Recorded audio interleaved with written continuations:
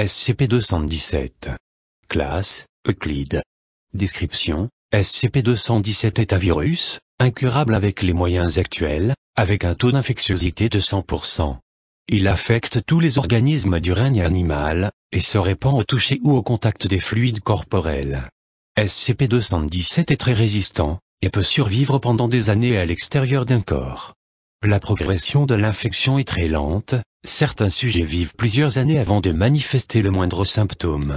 SCP-217 altère la biochimie des tissus organiques, provoquant la mutation de la matière organique en une forme de métal organique. Les processus occasionnant ces changements ne sont pas encore totalement compris, mais les étapes avancées sont bien documentées. Un sujet commencera à se changer en un arrangement complexe de rouages et de mécanique, ceci prenant le pas sur les fonctions biologiques antérieures. L'infection à un stade avancé est décrite comme très douloureuse, mais les premières étapes sont souvent inaperçues, avec uniquement de vagues sensations de confusion, d'insomnie et de raideur articulaire. Les cœurs sont remplacés par des rouages et des petits tubes, les articulations par des réseaux d'engrenages, les yeux par des structures ressemblant aux anciennes caméras à manivelle, etc.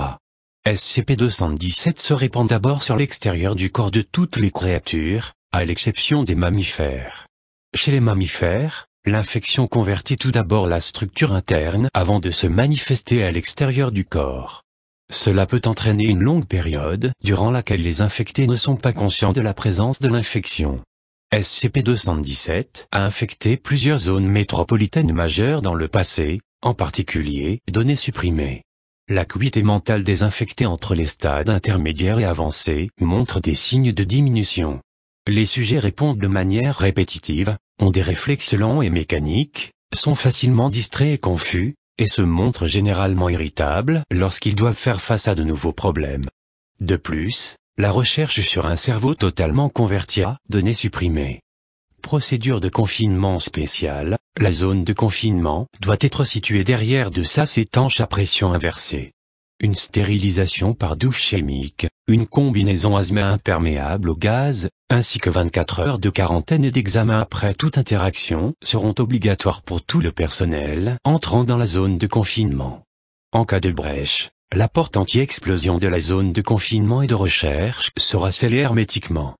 Tout être humain exposé à SCP-217 doit être confiné et retenu pour examen approfondi. Tout objet touché par les personnes affectées par SCP-217 doit être stérilisé.